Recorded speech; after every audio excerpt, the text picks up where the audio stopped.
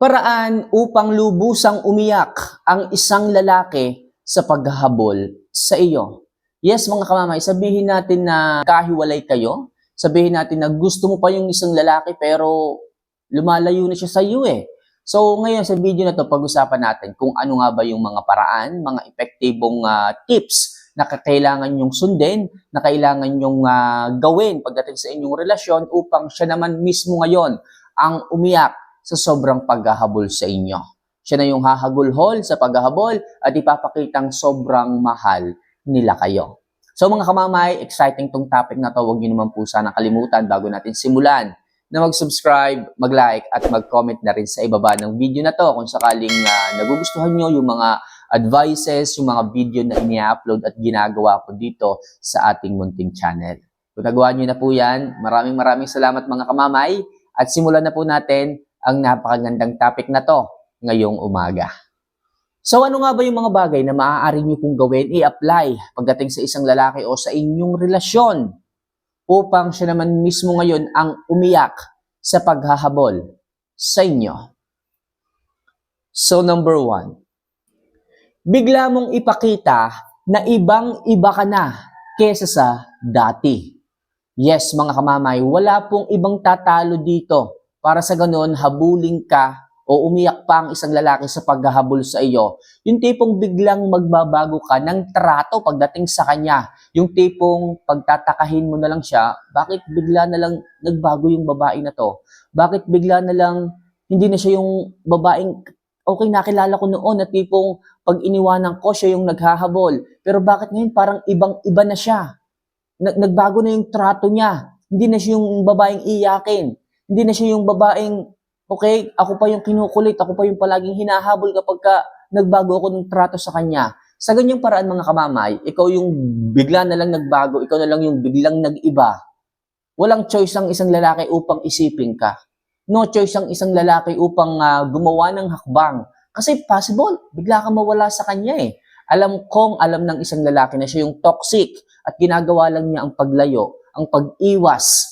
Okay? Para sa ganun, ikaw yung maghabol. Pero kung ipinapakita mo na nagbago ka na, matatag ka na, strong girl ka na, hindi ka na marupok, hindi ka na naghahabol, hindi ka na ganong ka-low value, malamang sa malamang, yung lalaki na yan ang iiyak naman ngayon sa paghahabol sa inyo. Kasi sa huli na lang niya makikita ang halaga mo kapag willing ka nang i-let go siya, willing ka nang lumayo sa kanya.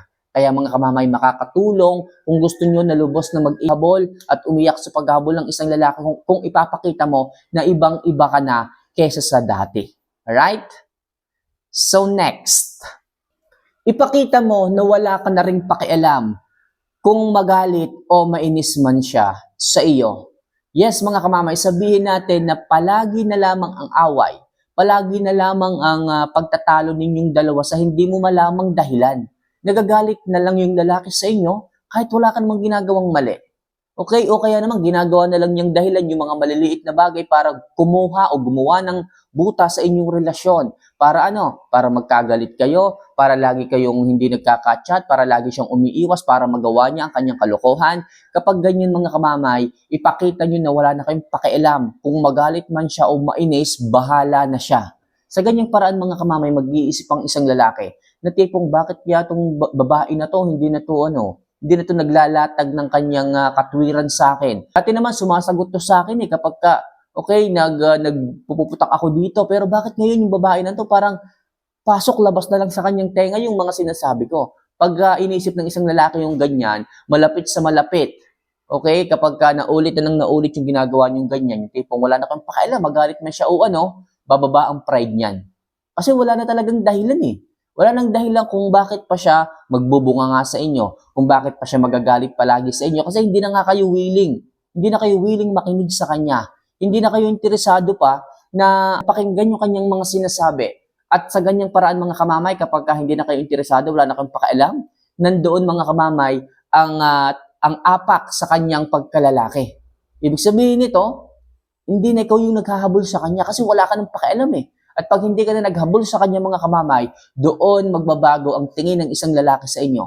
Bakit hindi ka na naghahabol? Bakit nagbago ka na? Bakit wala ka ng pakialam sa akin? Doon ngayon siya maiintriga. Doon ngayon siya magbibigay ng mas maraming oras sa iyo para ikaw ang habulin, para ikaw ang isipin at hindi niya napapansin. Okay? Sa kanyang mga ginagawa na pag-iisip, sa kanyang mga ginagawa na, alam mo yun, na pagtataka at pagtatanong, siya na pala yung naghahabol sa inyo. Kaya hanggat maaari mga kamamay, maging wala na lang kayong pakialam kung magalit man siya o ano, as long as wala ka namang ginagawang mali. As long as ginagawa mo naman yung tama.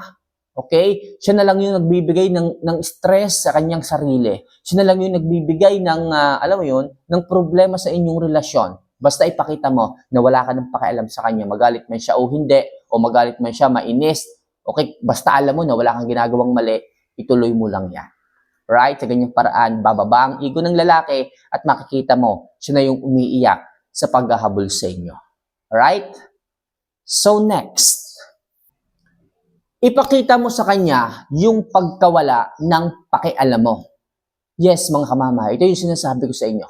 Kapag nawala na talaga yung pakialam mo sa kanya, yung tipong hindi ka na nagpaparamdam, hindi ka na rin nagchat-chat, bigla ka na lang nagbago sa kanya, yung dating mga sweetness ng messages mo nawala ng bigla.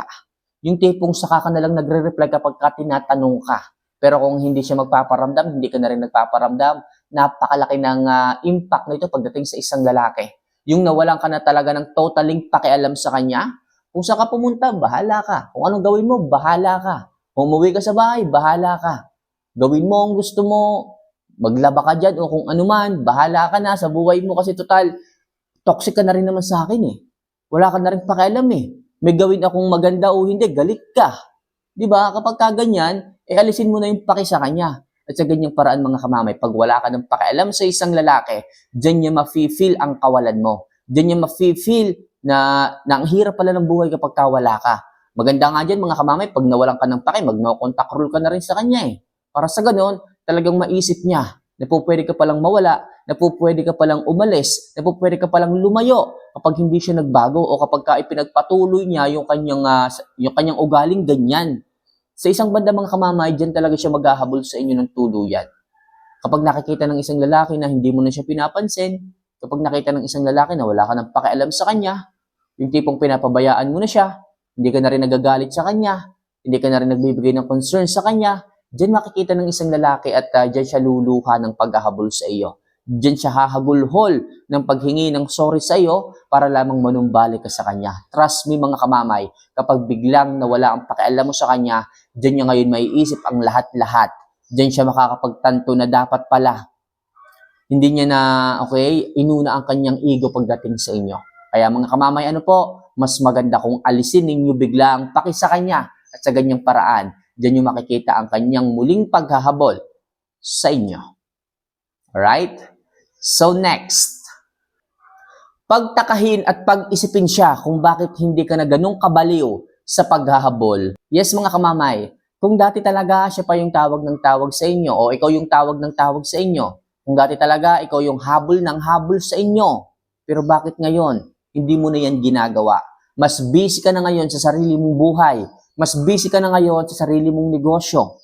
Kung dati talaga kahit may trabaho ka, kahit may negosyo ka, ay talagang hindi na aalis sa routine ng maghapon mo yung tawagan siya, na paalalahanan siya na kumain ka na ba babe? Kamusta ka ba dyan? Sa trabaho mo? Ako ito, nandito lang din sa trabaho natin, nasa business. Pero ngayon, bigla mong inalis yung concern mo sa kanya. Kung dati, alas 9, alas 12, alas 2, nagchat-chat ka para lang kamustahin siya. Ngayon, bigla kang nagbago. Hindi ka na naghahabol sa kanya. Okay, hindi ka na palaging naghahanap ng oras sa kanya. Pagtakahin mo siya kung bakit hindi ka na naghahabol sa kanya. Kung bakit hindi ka na naghahanap ng oras sa kanya. At sa ganyang paraan mga kamamay, diyan ka niya mamimiss. Diyan ka niya hahanapin at hahabulin. Diyan siya magmamakaawa sa'yo na ibalik mo na ang dating ikaw. Kasi mga kamamay, ang isang lalaki kasi pag nasanay yan sa isang routine, o ibig sabihin, lagi mo itong ginagawa sa kanya, lagi kang concerned sa kanya, lagi kang nandyan para sa kanya, lagi kang tumatawag sa kanya, tapos bigla mo yung inalis. Sigurado ako, magtataka at mag-iisip, bakit hindi ka na ganun ka-concern? Bakit hindi ka na ganun kabaliw na naghahabol? Yung tipong palaging ikaw na lang ang naunang mag-message, tapos ngayon bigla mong inalis, magtataka yan. Magugulat ka na lang, bakit siya na lang ngayon ang tumatawag sa iyo? Magugulat ka na lang yung lalaki na ang mayang message ng message sa inyo kasi nakakatulong po yun. Nakakatulong yung bigla ang hindi ka nagparamdam, yung bigla ang nawala na yung pagkabaliw mo sa kanya, yung biglang naiba yung trato mo sa kanya. Diyan magsisimula mga kamamay na habulin ka ng isang lalaki at umiyak yan sa pagkamis sa iyo, sa paghahabol sa inyo. Kaya hanggat maaari mga kamamay, okay, pagtakahin po ninyo sila kung bakit hindi ka nakagaya ng dati na naghahabol sa kanya. Alright?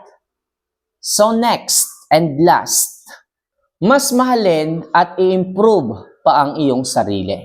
Mga kamamay, lagi ko sinasabi sa inyo, piliin ninyo ang inyong sarili. Kung gusto po ninyo na habulin kayo ng isang lalaki, kung gusto po ninyo na umiyak sa paghahabol sa inyong isang lalaki, kailangan makita nyo yung value ninyo, ng inyong sarili sa inyong relasyon. Hindi po pwede na kayo palagi ang naghahabol na naghahabol. Yung sarili ninyo, hindi nyo na nabigyan ng respeto. Yung sarili ninyo, hindi nyo na nabigyan ng pagmamahal. Kung kaya't okay lang sa inyo na habulin ng isang lalaki, basta nakikita po ninyo na nandyan yung isang lalaki para sa inyo. Pero alam niyo ba mga kamamay, mas kabaliktaran po ang nangyayari. Kapag mas lalo niyo pong hinabol yung lalaki at mas pinabayaan po ninyo ang inyong sarili, dun po lalong lumalayo ang isang lalaki. Dun po lalong naghahanap ng iba o umiiwas sa inyo ang isang lalaki. Pero kung ang gagawin niyo po mga kamamay ay mas mag-improve, mas mag-ayos, magpaganda, mas unahing bigyan ng focus ang sarili, dyan po kayo mas mapapansin ng isang lalaki. Kasi mas mahal ninyo ang sarili ninyo eh. Kasi mas binibigyan nyo ng halaga ang inyong sarili eh. Mas masarap at mas nakakaakit pagdating sa isang lalaki, yung mas pinapahalaga ninyo ang inyong sarili. Kasi ang sarap pumasok sa buhay ng isang babae kung nakikita po ninyo na good vibes lang ito. Na wala siyang problema. Na parang ang smooth lang ng buhay ninyo, mas maganda yun pagdating sa isang lalaki. Mas nakakaagaw ng pansin yun pagdating sa isang lalaki. Kaya mga kamamay, sinasabi ko palagi sa inyo, mas mag-focus sa sarili, sa pag-i-improve at pagpapaganda kaysa sa paghahabol sa isang lalaki. Para sa ganun mga kamamay, dyan sila umiyak at muli silang maghabol pagdating sa inyo. Okay? So mga kamamay, sana makatulong ang ilang mga love advice na ito pagdating sa inyong mga buhay pag-ibig. So for more videos and love advice na kagaya nito, huwag niyo sanang kalimutan na mag-subscribe, mag-like, at mag-comment na rin sa ibaba. See you for our next vlog. Mahal ko po kayo. Paalam.